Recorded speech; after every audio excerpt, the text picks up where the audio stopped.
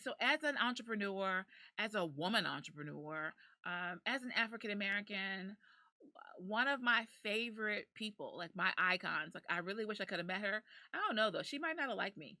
I don't know. I am an acquired palate. Um, but I love Maggie Walker.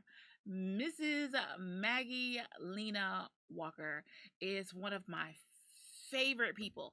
And the crazy thing is, I loved her before I realized she was from Richmond. Like, as a child, I was always fascinated by the fact that there was this. She looks like my grandmother to me, so that's part of it. She does look a lot. She looks a lot like my grandmother to me. The whole like real light wavy hair, clearly a blend, right? I call it a mutt, but that offends other people. It doesn't offend me. I'm a mutt. I'm perfectly aware of it. My great grandmother was white. My great grandfather was African American and Native American. It's a bunch going on. I am so accustomed to it. I think nothing of it. But for others, that's offensive. Oh, well, you come up with your terminology. That's just mine. That's how I talk about me. So, but when I look at Maggie Walker, she looks like my grandmother to me.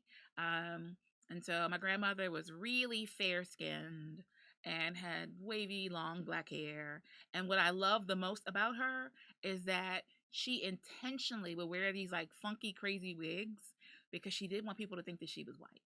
Like she did not want to, she didn't want to, crossover.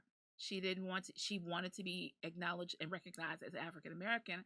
So she went through a lot of effort to make sure that that is how she was seen. And so for that, I feel quite proud. I'm like, she could have passed if she wanted to, and she did not want to. So happy Black History Month to you all. And so, but speaking of Maggie Walker, I love her so much. So here's this woman. So okay, so I just need you all to visualize it in a world. Now, long ago, in a time not that far ago, not that long ago, her mother was a former slave, right? A former slave who became a laundress.